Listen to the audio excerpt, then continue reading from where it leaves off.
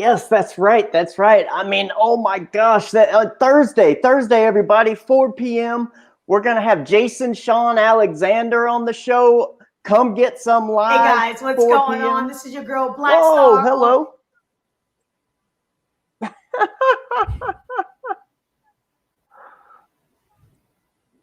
That is crazy. I mean, sometimes things just go nuts, man, here at the Skits Fun House. I mean, it is just, So we had that background playing. But anyway, Jason Sean Alexander, Thursday, 4 p.m. Eastern Standard Time. We're going to talk horror movies, horror comics, all sorts of horror stuff. I mean, who isn't a fan of Jason Sean Alexander? I mean, I'm a huge fan. I've been a huge fan of his for years. I got a stack of his artwork like this high. I got like 30 pieces of his artwork. I'm just a huge fan of his. But anyway, he's going to be here on the show.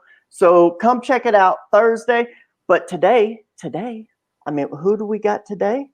I would just like to say, today we have a very special guest. We have someone I've known throughout time, for a long period of time, through working at different places, an old friend, some might say is the best graphic designer I have ever known. I mean, personally, that's just what I'm saying. I mean, he is an amazing graphic designer. His colors are bar none the best out of anybody I've ever seen, and I will hold that up and say that every time. But today, I would just like to make a warm, special welcome to Gonzo to the Skits Fun House!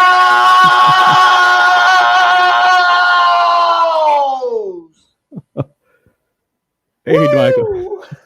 Thanks for having me, man. That is a hell of an intro. Hey, man. I mean, the way I see it is, it's like, you got to break the tension. You got to get people interested. You got to get people excited. So the way I do it is like, just get out there and yell and get people all into it and get them off their butts. And I mean, that's me. I'm sitting, I'm standing, I'm walking around.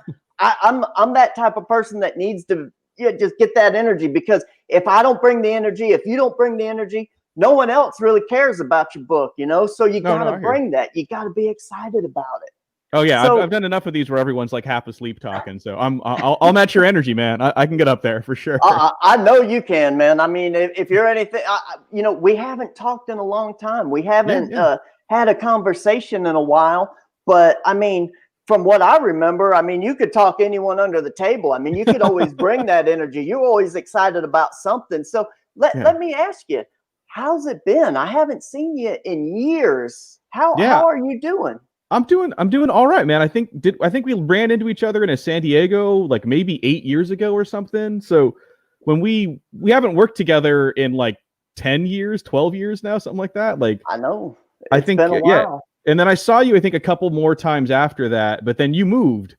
And so I wouldn't really run into you all that much. And I think it's been at least a decade. So it's been a while. I mean, in that decade, like, I'm trying to think, like, I think I got married. Like I have a new wife, and not that girl. I think the last time we talked, I was dating the girl after my wife. So that ended abruptly, and then I found a really cool woman, man. Like we're doing great. So my kids are grown now. Like they're out of the house. Like my daughter lives in London. My son is going to trade school to fix motorcycles. So yeah, it's like wow. I'm like an empty nester now with like a cool wife, and we're just kind of trying to figure our lives out. So. I mean, I kind of, the last time we worked together after that, I just kind of floundered around, like, just hustling, like doing all the things I know how to do. Like I did a little, I found a couple tattoo shops I could just kind of have a space at. And I did tattoo appointments for a while. I was doing freelance graphic design. I was like illustration here and there, just hustling as an artist, not really wanting to take a real job. So yeah, for the past, like, I guess 10 years, I mean, no, I took like a kind of steady, it was a freelance gig, but I took a steady gig for like 3 or 4 years. And then I just walked away from advertising and graphic design. I was like, I'm kind of done here. So yeah. I know exactly what you mean. I mean, the last design job I actually had where I did design work was when we worked together. I mean, I know it's like let's just take people back in time for a second. I think it was 2006, 2007, sometime around there. I got hired on at McFarland. And when I came in to do package design, I actually took your position because what happened is you ended up going up the ladder. Oh yeah. You went and did like special team stuff for Todd McFarlane. Yeah, I was known as his think tank. Yeah, exactly. Yeah, you went on to the think tank, and I had to come in. I took over a couple of your projects, a couple of your packaging projects that you happened to be working on. Plus, I went and did some, ended up doing a lot more than that. But when I got there, I was handed your designs, your designs that you halfway had done, and I'm sitting here thinking, man, this is really, really friggin' good. I need to up my game, man. I was just like, what the heck's going on? I mean, the one that I remember the most was the Spawn Egyptian figures. Oh yeah. Jeez. I haven't thought about those in so long. I know. It was like you had done the logo for it and then a rough out of like a package design. And I was sitting here, I was like, dude, who did the colors, man, on this? I mean, this guy is tough, man. And that's always been something that's hard for me because colors are just one of those things. Like you either got a really good knack for it or you don't, or you're somewhere in the middle, like I always considered myself as like someone kind of in the middle, and I've gotten a lot better since that time. But man, I was just like, dude, you know how to put two colors next to each other that I would never put together, and it just works like a charm. Yeah, and I learned a lot from you, to be perfectly honest. I mean, I think, when you got there, like you definitely, I appreciated that you were curious. Like too many people come into graphic design jobs and think they know everything. But you were like, but you're a hell of a designer too, man. I would say you're not in the middle, dude. I think you're definitely toward the top, but I think because you're trying, you kind of think, whenever you're like trying to do something, you always feel like you fail at it. So yeah, but now you were doing stuff. I mean, there was so much, there's so much bad design that happens, man. You know what I mean? Yes. And you were at least interested in doing it well. So that was cool, man. We had a really good little art team there for a while, or at least the people who were doing the artwork that was at that McFarlane, the Tempe location for, that period of time was a pretty good, halcyon days, man. We were doing good work and able to do a lot. So, but yeah, that was cool. I remember you coming on board and, like I kind of got, like, I wasn't in that department. I didn't even live in that world anymore. Like, cause you guys were all under like one person supervision, like all those designers. And then I got pulled kind of almost directly under Todd, and I guess John kind of supervised us, sort of, like, but yeah. And then once I got in that world of like just doing Todd project, I just kind of got sucked away. Where sometimes I'd be there till 10 o'clock at night working on that big Scorpion guitar. I don't know if you were there for that, but like there was so much random, like there's so many random moments in my life that I can't. I'm like, oh yeah, those are things that happen. Like I remember like working on that Scorpion guitar project at like 10 o'clock at night, and it's literally just me and Todd painting this guitar at like 10 o'clock at night. And I just like look over, I'm like, this is so random. Like I don't know how my life led to me and Todd McFarlane. Like I told him that too. I'm like, never in a million years that a 16-year-old me never thought I'd be working on the same art project as Todd McFarlane at like 10 at night. And he's like, yeah, dude, part of me never thought I would be working 10 o'clock at night with Jay Gonzo at 10 o'clock. And I'm like, yeah, of course you didn't, because you know the hell I was back then. So yeah. Well, I mean, that was one of the things about working there. It was like, Todd was there, and even if he wasn't doing anything, he's just sitting in his office. It always felt like, you should be doing your best, or something should be going on, or something was exciting. At least that's something that I got, and I think a lot of people did because they grew up fans of him. There seemed he seemed to attract a lot of people who are actually really good at their job and wanted to do stuff, and that's what I liked about it. Oop, you're freezing up, man. Is that me or you? Didn't spin my hours to drop that. Yeah, there you are. Okay. Yeah, sorry. Did I freeze or did you freeze? I think we both did, actually. Oh, okay. But right. It was just nice to have that excitement, that energy and stuff, and I really enjoyed being there, even if I wasn't doing exactly what I wanted to do. But I just enjoyed being there in the time that I had. So, Yeah, it was great. I mean, it was a lot of really good talent floating around there. And we really, I think, fed off each other. Just like, those lunches we would take, like the whole art team would all go out to lunch and like just sitting around talking about the comics we were reading and the stuff we were doing and even the side projects we were working on. Like, yeah, it was a really good time, man. It was like probably one of the most creatively fruitful times in my life, and then it all went away. So. Well, I mean, that's just the way it is. The economy goes bad, and then everything else goes bad. I remember there was them series of layoffs there that happened. Yeah. You know, you went, I went. You know, the whole department that I was in. Yeah, I went. You were in part of that bad one. I was the first wave, so there was only like I think 8 or 9 of us that went, and we were all kind of like had been there a while and kind of were half out the door, you know. So it was like they gave us some pretty generous, more than generous severance packages, and it was just like I mean, everyone. I heard from someone, I won't rename them, but everyone they let go in that first round, nobody fought it. Everyone was like, oh, okay, cool. What's my severance package? Like that was everyone's answer to that is like, all right, I guess so. Like, what's my severance package? But the writing was on the wall. Like, you know, the International Monetary Fund had forced China to stop keeping their currency artificially low for a favorable rate against America. And that like increased our production by like 30%, like how much it cost to make toys. And then like, and then oil went up over $100 a barrel, which we make plastic toys. And so that increased it like another. So like it almost became twice as expensive. And, you know, I remember asking questions like, hey, did it just become twice as expensive to make our toys? And, you know, and like people in charge were like, you know, going like, yeah, it kind of did. I'm like, is that going to be okay? And they're like, oh yeah, we're going to figure it out. And I just, dude, the writing was on the wall. So that first like when those first layoffs happened, like there was a lot of weirdness about a lot of things, like just kind of like future plans. I'm like, hey, did you guys book my hotel room for that Vegas thing or whatever? Like, oh yeah, we're gonna get on that. And I'm like, okay. And I just knew they were gonna let me go. And then when they did, I was just like, yeah, okay, fine. But when the group you were part of, that seemed brutal, man, because that was like it was like right before the holidays, and there was like 30 of you that left, and like, dude, it was. I've heard like, because I mean, from what I've heard the story. I don't know how much you want to get into it, but I heard the story of just the like coordinating how to let people go. Where like, I think you.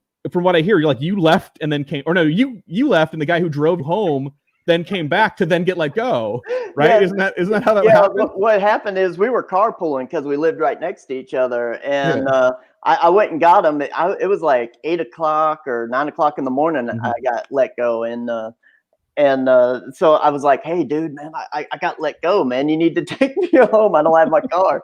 He was like, oh, man, dude, that sucks. I was like, yeah, I know. So I went home, and then he called me up like an hour later. He's like, man, I just got let go, too. I got back, and I was like, oh, gosh, man. Yeah, because like what the heck? You had different managers, right? Like your manager let you go, and then his manager wasn't there yet. So he had to like go and come back and then get I heard it was just I heard it was quite the show. So I'm glad I wasn't there for that, but honestly, everyone from there, like, no one's got hard feelings. Like, I've seen Todd since, like, he always says hi, we shake hands and hug and stuff. Yeah.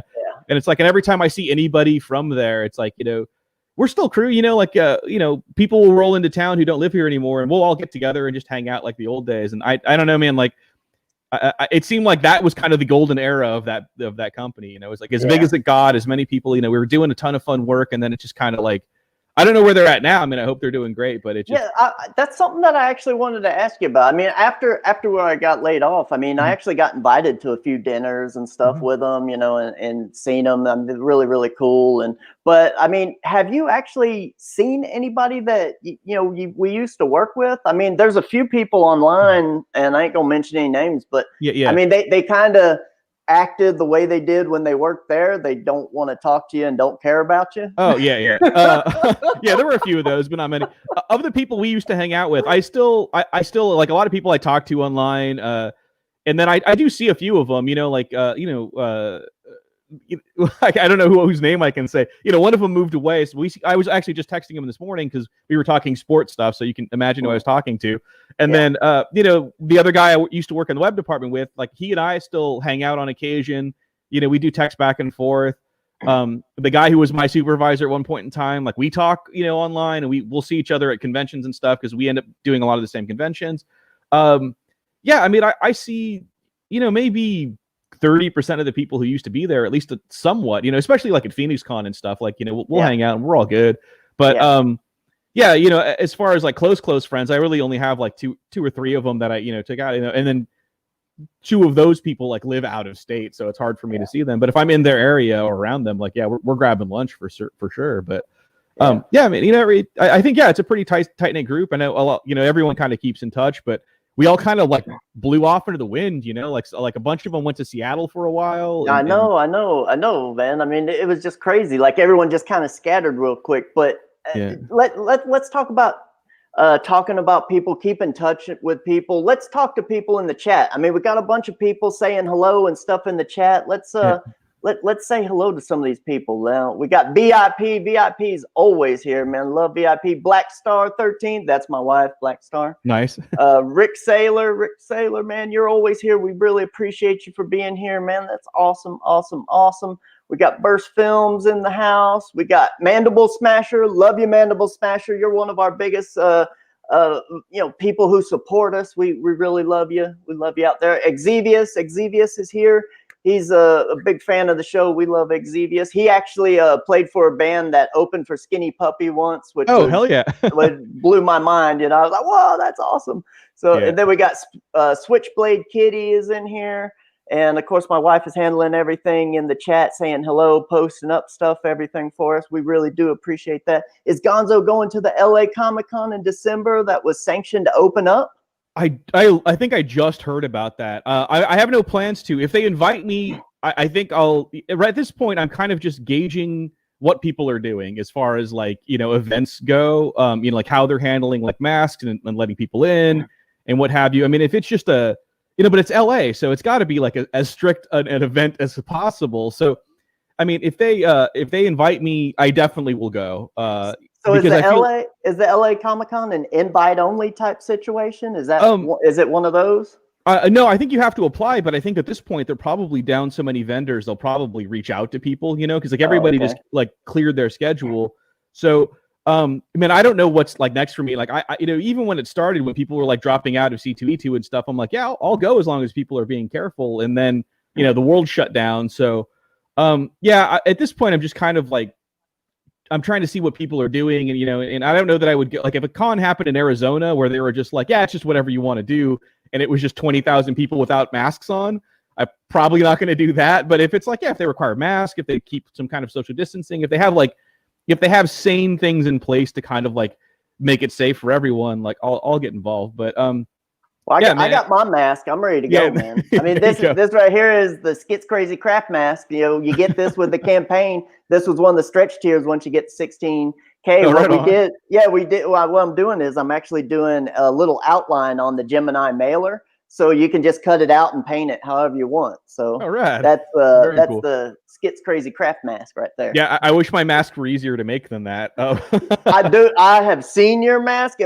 Maybe we should get right on into the campaign. I mean, your masks, man. I'm guessing they're handmade because those things are intense, man. Yeah. That's why they're in that highest tier. So I'm actually on the mask level. I'm kind of eating a lot of the cost on the other things so that the people can have the mask, because they would just be like prohibitively expensive if I just made everybody kind of do the mask. Yeah, if you scroll down, like I guess to the bottom of that thing. Yeah, so they're handmade by a guy who makes masks for luchadors. Like that's his job. Like he makes lucha libre masks. So these things are like ring ready, professional quality, like lucha libre masks. So they're not like the souvenir masks you would buy like afterward for $20. These are like, I'm a wrestler and I need my custom mask made. So this guy's great.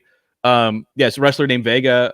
I think Matt, I can't remember what the name of his company is. It's in there in the Kickstarter, like his company. But yeah, they're gorgeous. I think we've sold like the tier that had 20 of them allotted to it. Like that tier's gone. So I think it's just the tier where like you have to get a custom piece of artwork as well. So it's kind of like the highest level of tier. But I honestly like this guy is kind of like said, like, bring it on. Like I'll make as many as like as get ordered. But I'm like, dude, like I don't want to hit you with like 100 masks and then you're going to be like, all you're doing is doing this. So we're starting in like increments of 20 and kind of keeping them in that like higher tier, just because they are, if you wanted to get one of these, just like if you just called this guy up and ordered one, it's going to cost you like $200. So that's why I'm kind of folding them into these tiers with like other things that you can get for, like you get the book, you get the PDF, all that sort of thing. Yeah. So again, man, I'm trying to like not rip anybody off. Like I want my mask maker to get paid. I just don't want to go broke like doing it. You know what I mean? Like I don't want to offer them at such a discount. Hey, this Skits campaign is the same way. We got straight jackets in ours, and they're not fake ones. They're not the thing that you get at the holiday store. They're real, honest to goodness straight jacket, posy straight jackets. And these things are $300-400 a pop, so we had to put them in a high tier, Yeah. It's just like you want the cool stuff, but it's like, hey man, you gotta pay for the real thing if you want the real thing. Like I can't sell professional quality stuff at souvenir prices, but yeah. but they're great. Like, you know, I've got that one. Money. Yeah. I mean, honestly, like, I'm not even trying to make money. I'm just trying to not lose money. You know, like I spent so many days just doing all the calculus on like how much it was going to cost to print, ship. I wanted to make sure everything fit in one envelope, so I'm only sending one size thing. Yep. I just, you know, I did all the math. I added in Kickstarter's amounts. I added in tax, and then I was like, okay, that's my amount, which is why that amount is like so specific. It's like I could have rounded up or maybe down and hoped that, you know, like, and just eaten the cost, but I was just like, look, this is the actual number for me to break even. Like that's my break-even point. So you see, most people don't realize that. They go to your campaign, they see you with like 10, 15 grand. They're like, oh man, he's made money. It's like, no, you've probably not made any money. You might have lost a little. You might have broken even on some stuff, depending upon how much stuff you have in your campaign. So it's just one of those things, man. It's like what people see. And then another thing people don't realize, about a third of that price is your shipping. You know, so it's like you got 10 grand. Well, 4,000 of it's going to shipping. So. Oh yeah, just the amount I had to ship. Yeah, and then I was trying to do international shipping too, and I was trying to get with the post office about like setting some rates for different countries and regions. And literally, like every week I was down, they were like, "Well, this country's getting shut off, so we don't know what it's going to be when it gets turned back on." Like this, the state of the world. So I just had to be like, "Nah, I just can't do any international shipping right now. Sorry."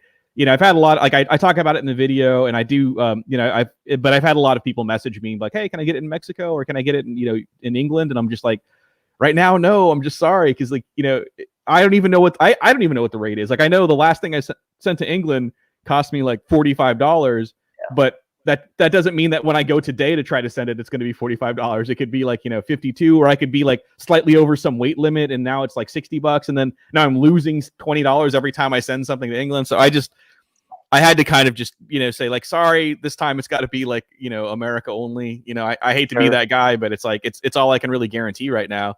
I just don't want people like being left out, you know. Well, let's talk about the campaign in general. I'm gonna play your video first. All right. Is that cool? That's cool, man. Yeah. I'll take a drink while you're doing that. All right.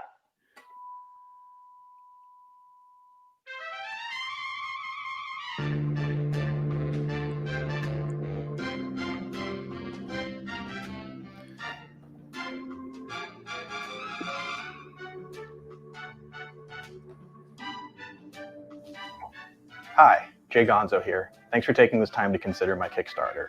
And to all the fans who have supported me thus far at this project, thank you so much for your patience to get to this point, which is the trade paperback of Mano del Destino.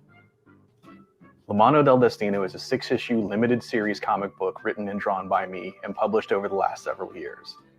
Now that all 6 issues are complete, I'm collecting them into a single trade paperback. This Kickstarter is to pay for the printing and distribution of that trade paperback. This trade paperback will collect all 6 issues as they originally ran in English, but will also contain all 6 issues translated into Spanish in a bilingual flip book. Now, those of you unfamiliar with the flip book format, let me take a minute to explain that to you now. So if you hold the book with the English cover facing you and open it up, you'll be on English page 1, and then English page 2, 3, etc. All 6 issues will be collected in English on this half of the book. Also, if you flip the book over, the Spanish cover will be facing you now. And when you open it up, you'll be on Spanish page 1, Spanish page 2, 3, etc. All 6 issues in Spanish will be collected on this half of the book. Now, at some point, the Spanish and English will come together and they will be opposite each other, but I will have a fair amount of bonus materials in between the two to act as a buffer. And as a bonus, if you have more than one copy, you can put the English and Spanish covers together to make one large image. So this trade paperback will have 172 pages of story in English, and then have 172 pages of the same story translated into Spanish, all in the same book. There will also be 24 pages of bonus material. Everything from what brought me to write the book, to how I chose the color palette, to how I literally set up my Photoshop files to make the comic look the way that it does. In addition to the bonus material, I also have 14 amazing artists doing pinups of my characters. So with the story pages in English and the story pages in Spanish and the bonus material, you get just over 400 pages of comic book in this collected edition. Also, let me say quickly, the comic is done. All 6 issues are printed. They exist. No time will be spent waiting for me to produce anything. This is simply to collect them all in a trade paperback edition. Mano del Destino tells the story of a once champion luchador who is betrayed by his friends and unmasked in the ring. He then makes a Faustian bargain with a mysterious promoter to gain a new identity, that of Mano del Destino, and a new power to exact his revenge on his betrayers, But like all good comic book bargains, we find out that there's strings attached. So he's trying to get out of his bargain, still get his revenge, and still remain the person he knows himself to be. All of this happens in a swanky, jet-age 1960s Mexico City, where lucha libre is the most important thing that happens in that world. Everything from politics to business gets settled by luchadors. They are like rock stars and politicians all rolled into one. I created Mano del Vestino out of a dissatisfaction with the way the Latinx culture was portrayed in American pop culture, and specifically how Mexican culture and lucha libre was portrayed in American pop culture. It was always a punchline or a joke whenever showcased in American pop culture, and to me, luchadors are heroes. So I wanted to create a story in which the luchadors were heroic, where the wrestling was important, and it wasn't a wink and a nod and an ironic inclusion of luchadors in the story. Not only is lucha libre treated with respect in the story, it's the most respected thing in this world. I really wanted to heighten those stakes and make it of paramount importance within the story. I also wanted to include the bright, vibrant hues of Mexican culture within the comic book, and especially that of lucha libre, because whenever you see Mexico in an American movie, it's often sepia tone and brown and dirty looking, and absent are the bright, vibrant hues of my childhood. It was this adherence to authenticity of Latinx culture, of Mexican culture, and especially lucha libre, that led me to want the book to be in Spanish. And originally when I did the single issues, I wanted to do each of them in Spanish, but the direct market wouldn't support a Spanish language comic, which is why I'm kickstarting the book now. It was always important to me that the book exists in Spanish, but as I was self-publishing and financing the single issues myself, I was unable to do both an English and Spanish version, which is why with your help, we can get the bilingual version created here. It's also why my campaign is running the maximum 60 days to ensure I have the time to find that audience. I will be running my campaign through September and October, printing in the beginning of November, and shipping at the end of November, which means if you want one of these for a Christmas present, there will be time to get it. The story itself is set in the 1960s, so I wanted the art style and the printing process to look and feel and emulate the 1960s comic book. This means printing onto uncoated paper, which means that I can't do it digitally, I have to use offset lithography and turn an actual press on. I have used offset lithography for all of the single issues so that I could print them onto newsprint. But since this is a 400-page book and not 22-page comic, I just can't afford to do that on my own, which is why I'm here now. The goal will allow me to cover all of the fees associated with printing the book, from the press setup to the plate setup to the paper and the inks involved. The goal amount will also cover the shipping to anywhere within the United States. The goal amount covers the price to produce the book and the price to ship the book, and there's not a lot of wiggle room, which is why I'm not going to be able to ship it outside the United States. Now would be a good time for me to mention a couple of things I can't do. I'm not going to be able to ship this internationally. Just with the state of shipping anything in the world right now and the cost fluctuating the way it has, I just can't factor. Oh no. To retailers or librarians or academics of any kind. I am offering several great reward tiers for those interested. Please take a moment to check them out below and see which one is right for you. Feel free to message me any questions. Follow me on social media here, and please share with anyone you know who might be interested in this comic. Thank you all so much. Have a great day. Well, let's... Dude, I watched that video so many times when I had to edit it. I know, but it's awesome. I mean, it's like it's awesome because it tells you everything. I don't think you would have to read or do anything else. I mean, right there is everything you could possibly want to know, except for one thing. You had the elevator music. I want the elevator pitch. How about for people at home that are like, well, what's the elevator pitch, man? Just tell it to me in like 20 seconds. Oh, the elevator pitch is it's a story set in the 1960s about a luchador who is unmasked in the ring and trying to get revenge, and he makes a Faustian bargain to get a new identity and get his revenge. But like all good comic book bargains, there's strings attached, so he's trying to get out of the revenge, or sorry, get out of the deal, get his revenge, but still remain the person that he knows himself to be. And this edition collects all of the story in one edition in English and Spanish, along with a lot of bonus material. Sweet, sweet. Okay, real quick, can I give a shout out to Ryan Wynn, who's hanging out in the? Yeah, definitely. Yeah. We're gonna have Ryan Wynn actually next week on the show. So he's a great deal. I love that guy. We've been friends for a while too. Yeah, treat him right. He's a good dude. Oh yeah, or give him a bunch of grief. I don't know, whichever you want to do. Well, I haven't actually ever spoke to him that much, but he's a fan of the show, and we do some back and forth. So I'm really excited about it. I mean, he gets he has his stuff printed over at Alterna. And I'm big fans of Alterna and Pete Samedi and all that. So this is gonna be cool, man. He's doing good work over there. He's doing the work of his life. Like that guy, like he's constantly trying to up his game. Like he's like, you can talk to that guy about process, because he's a guy who's like always trying to figure out the next best thing. He's like, I got this down, I want to learn the next thing. What's after that? What's after that? So yeah, he gets it. You know what I mean? Like he's plugged in. He's not just, he's not phoning in at all. Yeah. Nice. Let's just show people some more. Now these are the covers right here. Yeah. That's 1 through 6, and all the covers are included in the trade paperback. Like they're kind of like chapter markers. So you get each cover will mark the chapter that it's part of. So yeah, I know sometimes they'll do like a cover gallery in the back, or or sometimes they won't include covers, but yeah, they definitely. I just wanted them to be in the place that you would see them if you had read the issues. Yeah, and I got to tell people at home, I think I have 1 through 4 of these, because I was able to buy them, back when I was in Arizona, and I'm telling you guys, Gonzo here has spent time and energy making sure that everything is perfect on this. It is one beautiful looking comic book, and it's very, very stylized. So definitely go out there and support it. I mean, I've already owned some of it, but I think I need to probably get this so I can get the other issues as well. Because I need to finish my story, man. Well, you can hit me up. I'll mail you. Just send me a message, man. I'll mail you the last 2. I'll mail you a 5 and 6 for sure. But definitely, if you want to back the Kickstarter, I'm not going to fight you on that. Yeah, exactly. I mean, what are you trying to do? You trying to talk people out of supporting you and backing your project? I mean, come on. Yeah. What type of a salesman are you here? I did make the Kickstarter. Like, I wanted to give people enough I wanted to give people a reason to double dip, right? Like, if they bought the issues, I want this. Like, it's slightly bigger than a comic book, so it's like, it's 11 or 7 by 11, so it's a little bit bigger than a comic book standard size. It's still in the newsprint, but you get a ton of bonus material. I mean, there's 14 pinups and 24 pages of back matter. So even if you bought the issues, there's a lot of extra there, and it's a cool item to have on yourself. Big thick spine on that book. Yeah, and you also have these screen prints as well. Yeah, those are part of one of the reward tiers. I wanted to do a print for the campaign, but mailing out huge posters or something, even 11 by 17s. It's like the post office, man. I got to tell you, every time I go there, it's something different. And so, I mean, I literally, I've been doing a lot of commission work over COVID, and I'll send, an 11 by 17 commission piece, the way that I package everything in foam core, I'll send that out to New York, and it'll be $8.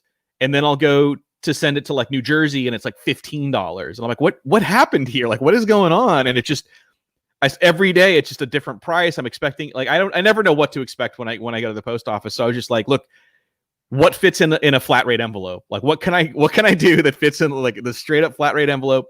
I can do a set of prints of 8.5 by 11. They're on the Astro Bright paper, so they have they basically, you get 2 colors instead of just 1 because they're on the Astro Bright. So I just I'm trying to make what I can do work and not get stuck with a bunch of stuff I can't do, because I see some Kickstarters now where people are promising this, that, and they action figures and stuff like that. I'm like, where are you getting those made? China? We're not letting stuff in from China right now. What are you talking about? Action figures, or you're electronics. I'm like, where's that going to get made? That's not happening here, So I don't want to get caught in a position where I promised something, or I had a price, and then by the time the Kickstarter funds, it's a different price, and now I lose a bunch of money, or it just can't happen anymore. So everything that is offered on the Kickstarter, either I'm doing personally, the doodles and the sketches and the commission artwork, that's all being done by me, and I know I can do it. And then, or it's being done by a person I trust to do it. And that's only the mask. It's the only thing happening that's not mine. Or the print production too is happening in Tempe. I'm going on a press check. I know that guy. I will be on site to make sure it looks the way I want it to look. So yeah, I mean, I could have done this slightly cheaper, I guess, if I had gone digital, or if I, but it wouldn't have been on uncoated paper, or if I had gone with a Chinese publisher. But it's yeah, man, if you want to, in China now, we're looking at 2 months on the water, and who knows how much quarantine time, and if they even open borders back up. So you're lucky if you get it before April of next year. So yeah, I really wanted to make sure people could have what I promised them as soon as possible. I don't want to be that guy. There's too many people who get burned by Kickstarters, and I'm trying to ensure that. Oh, hold on a second. Yeah, we should definitely talk about that. Sorry, I saw the message that just came up. So I just wanted to make sure that everything I promised I could deliver, and that I was in control of making sure it got delivered. But yeah, we talk about Krager and the Hammer. Yeah. Yes. So I'm also, my publishing company is putting out Jason Krager's Hammer book, and I'm doing a few pages in that as well. But dude, again, there's a guy who's doing the work of his life. Like when I saw those Hammer pages, like, hey man, I'm thinking about doing this book. Can we put it out through your company? And I saw the pages. I was like, yeah, absolutely. That's coming out through my company for sure. But It is. You know what's funny is we were having our stream. It was the end of the campaign stream, and it was from like midnight to 3 a.m. We did a 3-hour stream, and you know, we just put the link out there for anyone to come on. And he actually popped on. He's like, "Hey, how's it going?" And I was like, "Hey," you know. And then he started talking about his, and he said he was showing his campaign. He was like, "Oh yeah, and a buddy of mine, Jay Gonzo, is doing." I'm like, "A buddy?" I was like, "Where are you? Who are you?" He's like, you know. And then he piped up. He was like, "Yeah, don't you remember me? We hung out at Phoenix Comic-Con one year." I was like, "What?" I was like, "I don't remember you for nothing." I was like, I feel so terrible. But he's like, "Yeah." He's like, "I looked a lot different then, you know. I was a little." But he was like, "Yeah, we hung out outside. I met you at Gonzo's booth and stuff." I was like, "Wow, that's really cool." I don't remember that at all, but Yeah, awesome. so much happens at a convention. You know, yeah, Krager's one of my oldest and dearest friends, man. That guy, like, I mean, I know anyone who follows me on social media knows I had a little health thing earlier. That guy was like on the phone talking to me, talking to my wife, offering to help. Dude, he's awesome. Like, he's the dearest friend of mine. He's taken care of me like many times in his lifetime. He's got like the biggest heart on the planet. Yeah, and I will definitely go to bat for that guy. So I'm gonna try to help him make that book just as beautiful as it can be, because the artwork in it is gorgeous, man. Hammer is really coming out well. Like, and that guy is a guy, like we went to junior high together actually. Wow. And we were like, you know, two of the better artists at our school, and we were always kind of in competition with each other. And we always kind of like, you know, one will get a little better than the other, but like in the past like year and a half or so, he just took off. He's just, I can't even see that guy anymore. He's so good now.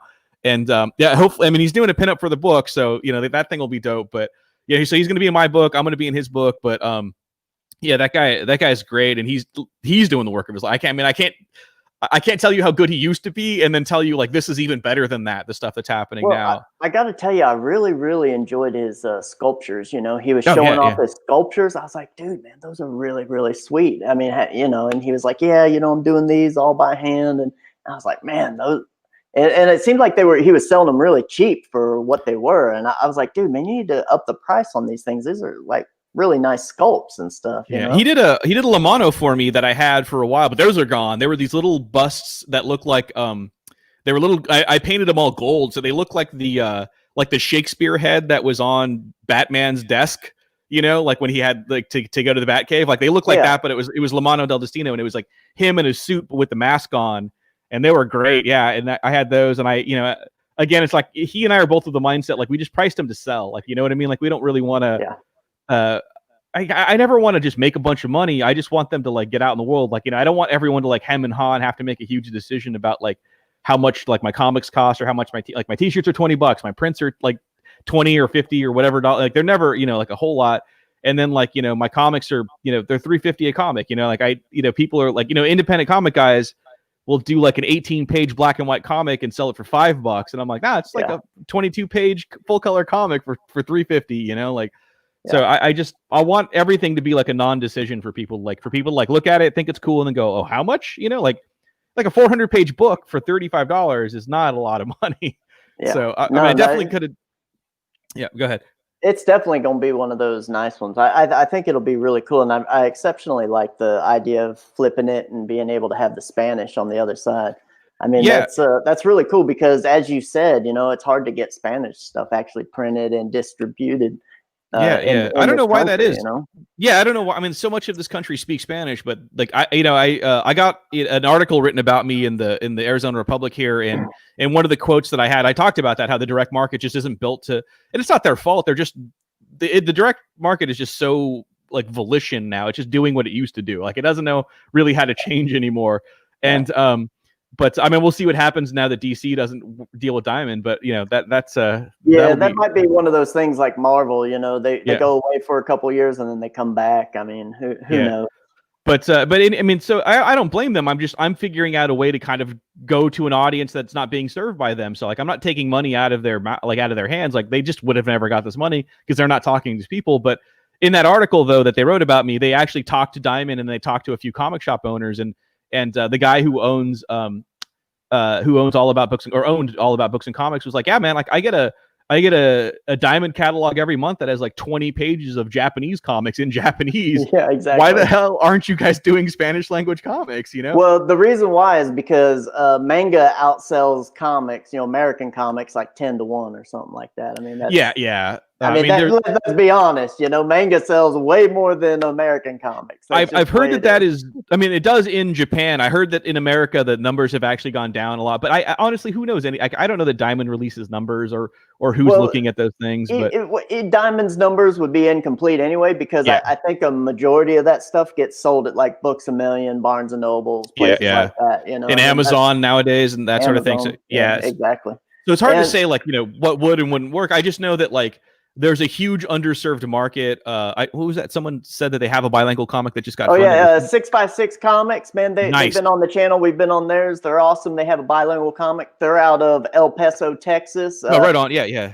Half the team is across the ditch in Juarez, and the other half is in El Paso, Texas. That's people always like, oh, it's the El Grande, Rio Grande. It's like Rio Grande is sitting there. It's a big giant river. It's like, no, it isn't. It's a ditch, man. Not right there. Yeah. It's a concrete ditch. That's where my family's from. Is like the Gonzalez is like a lot of my family was there for like hundreds of years. It wasn't until like the 50s that they ended up in California. But it's like I was stationed there when I was in the Army. I lived in El Paso. It was kind of barren.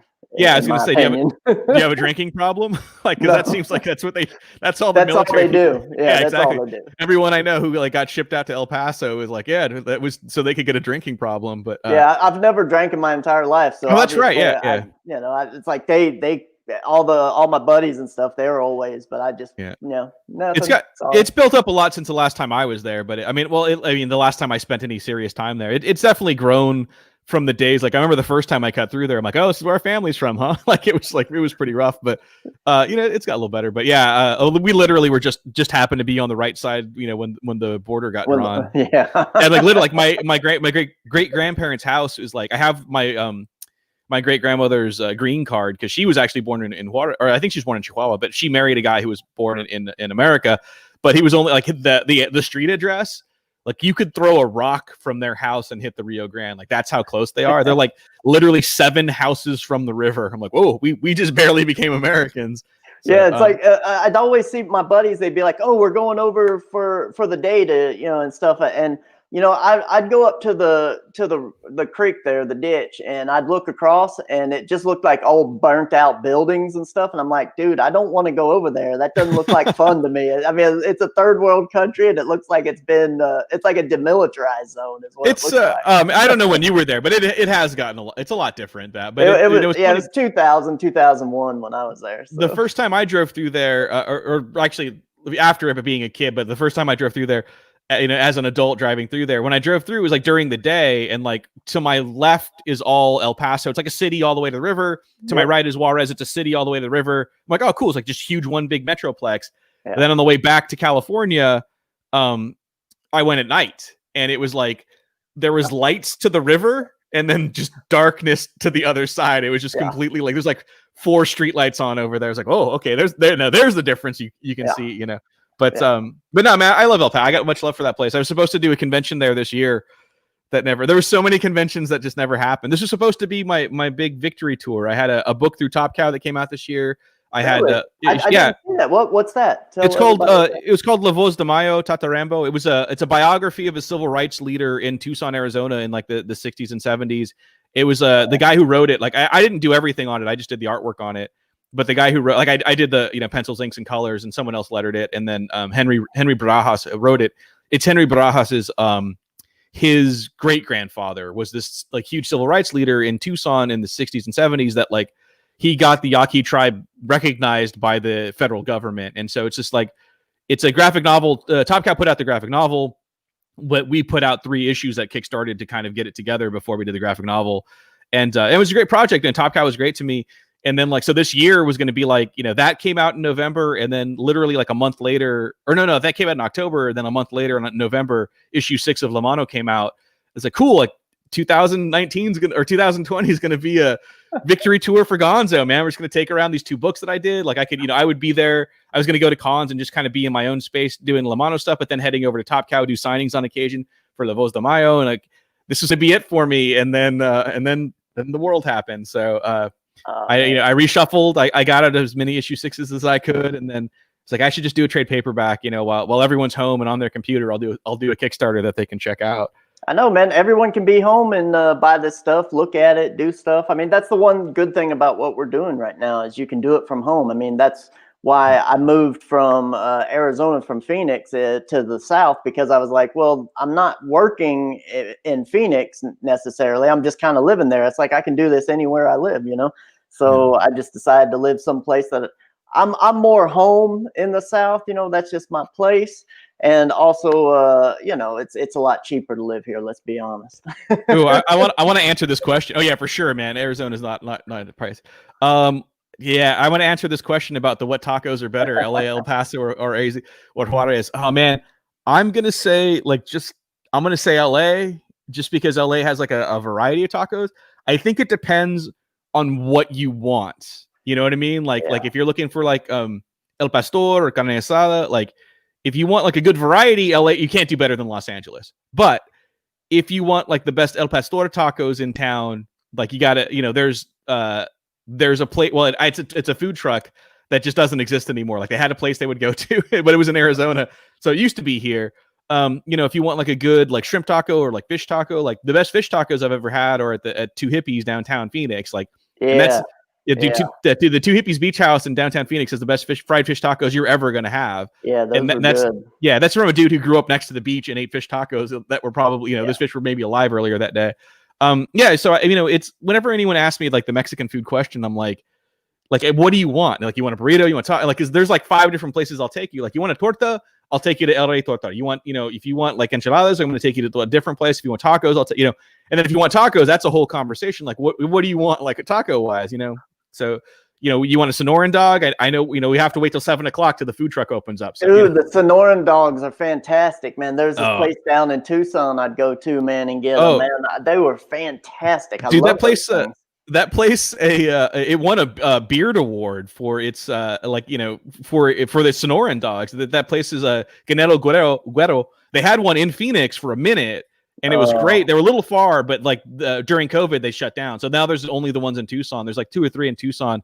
But that place is like they're like bolillo buns are so delicious. Like I would go and just get the bread like sometimes. Like let me just get one of those buns. Like I don't need the whole hot dog. I just want to like snack on one of those. But let me ask you something though, right? Quick, because we're on this food kick here. Okay. It's like one of the biggest things that I loved about Phoenix, and this was the only place I could get it, was Phoenix. It's the only place I ever saw it.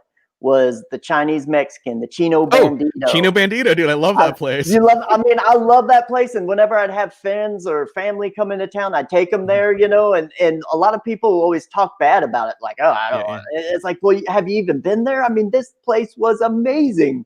Dude, it is. Yeah, it's really good. And it's like weird how well refried beans go with pork fried rice. Like it seems like it shouldn't go together. Yeah. It is delicious. And I get the red jade pork quesadilla, which is like the way to go, man. And then like, so yeah, they have like their Chinese kind of like meats, and then they have like Mexican prep they can do on them. So you can get like teriyaki chicken burrito if you want. I have had, so in addition to that, like I've done that in New York, in Soho.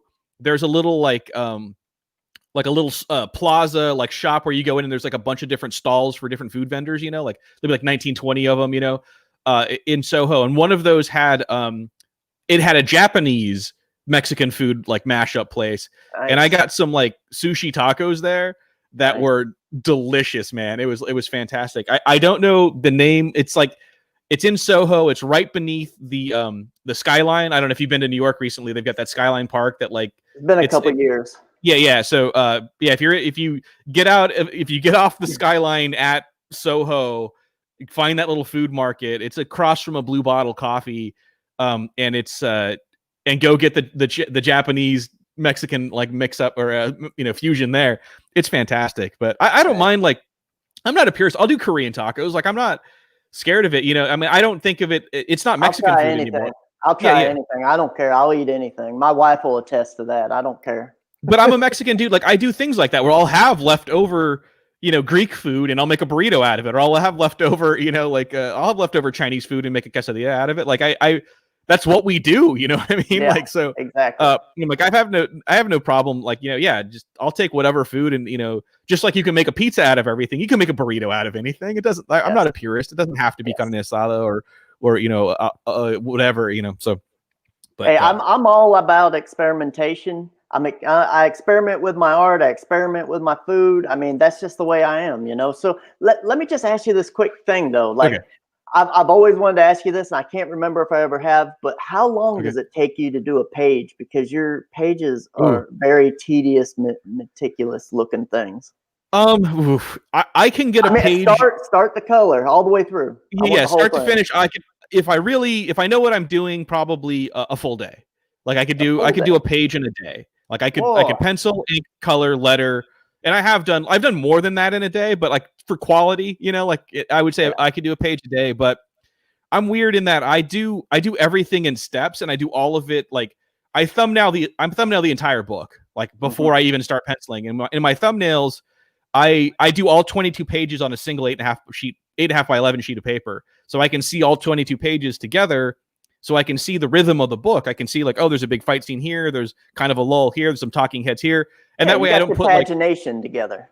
Yeah. I don't want to do like 3 pages of talking heads in a row. Like I got to break this up. I got to figure, So I'll do that sort of thing, and then I can see like how the pages look like. And I do them in 2-page spreads because you're going to look at the book that way.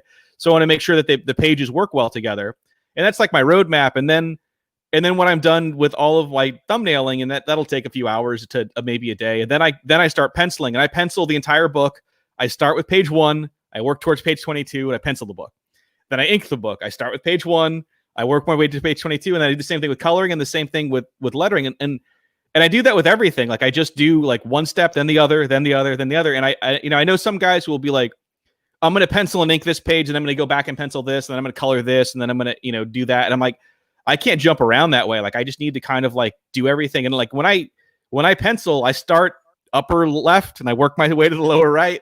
And when I ink, I start upper left and I work my way lower right. And when I letter, I do the same thing. And it's just, coloring's the same way. I just kind of go through like, because once you've thumbnailed it, you've kind of done the book. Like it's there. Like I'll do little like dialogue notes in the corners of the thumbnails and stuff, and then all I'm doing is polishing my thumbnails over. And so now it's just process. Now I'm just like, in that kind of like the fun and flair. And occasionally I'll get on a page and be like, oh, those should have been 3 vertical panels instead of 3 horizontal panels. Like, and that's a rarity. I think in the, 172 story pages I did at Mano, I think I have gone away from my thumbnails and done something different maybe 5 times, maybe 5 pages don't look like I thumbnailed them.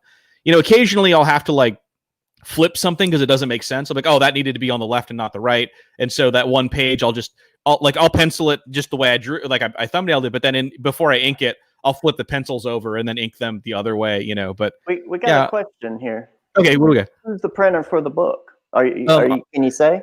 Yeah. I use Ben Franklin Press in Tempe, Arizona, and they're great. Okay. I have turned a lot of because a lot of people love like the look, feel, and smell of my comic books. Like I'm going to say this nice. though. They're really nice.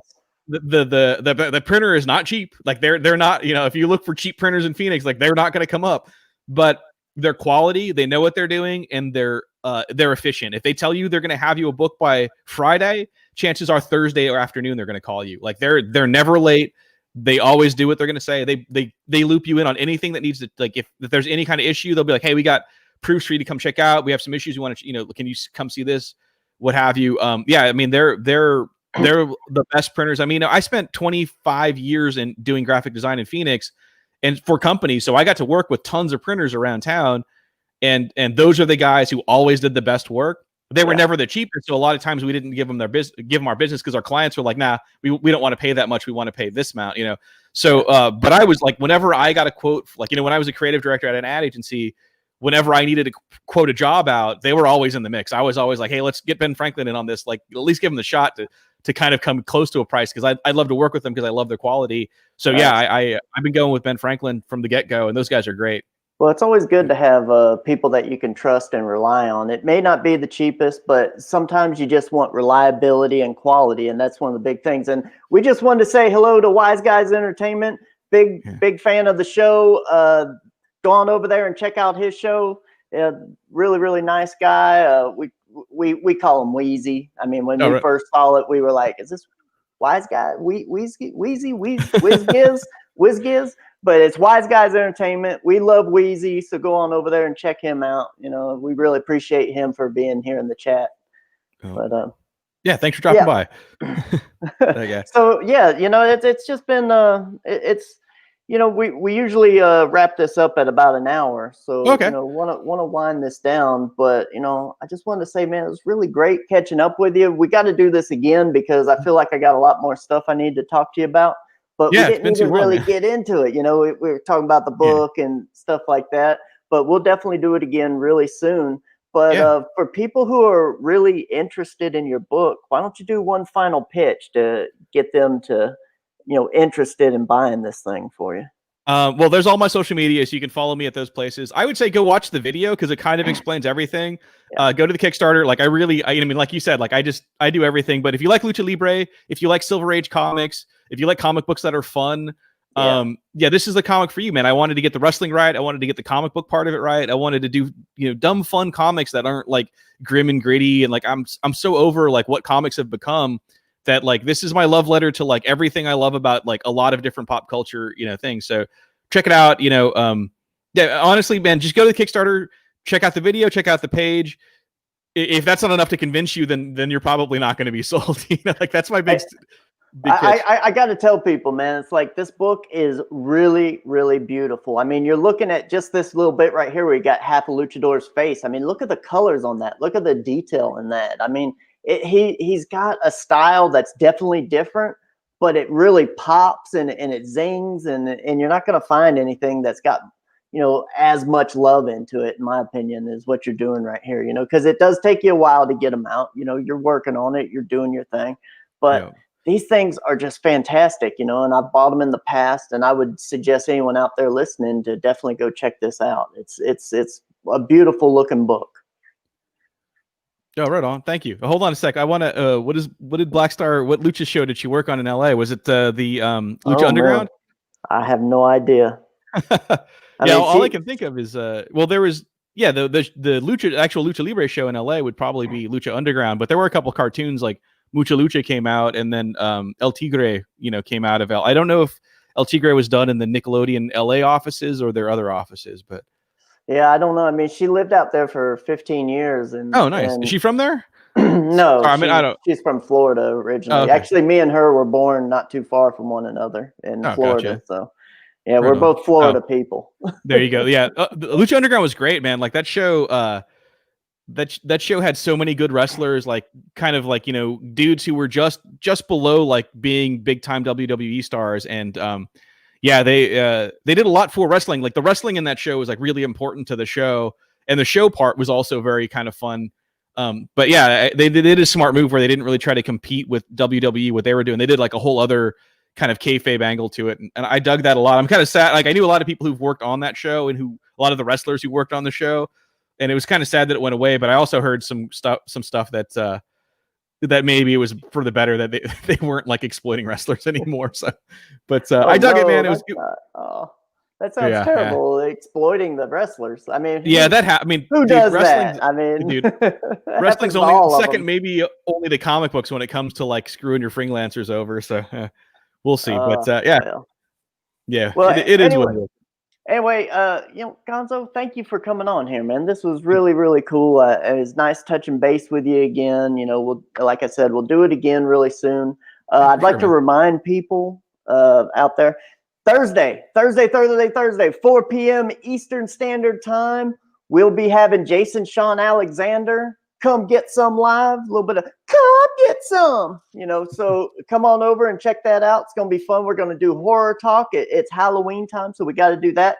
Tomorrow, I'll be doing a live inking for Inktober. I'm going to be stepping away from the Scooby-Doo villains for a day and actually do the Crow. So come check that out. I'm doing it a la Kent Williams Crow. If anyone out there saw any of the Kent Williams covers, you know, just so you know, Kent Williams, he did a cover for us for the Skits book. I mean, wonderful, wonderful painting. We're very lucky to own it. So yeah, that's what we'll be doing tomorrow. And again, Gonzo, thank you. I appreciate Dude, thanks for having you me, man. being here. Appreciate it. Let me go ahead and play this, and as always, everyone in the chat, thank you so much for being here. We really love you. Ryan Wynn, great show. Hey, I appreciate you, man. Thank you, Ryan. I'll see you next week. Oh, and next week, same time, 5 p.m. Monday, we're going to have Ryan Wynn on here. So everyone stop by and say hello to him. It should be fun. All right.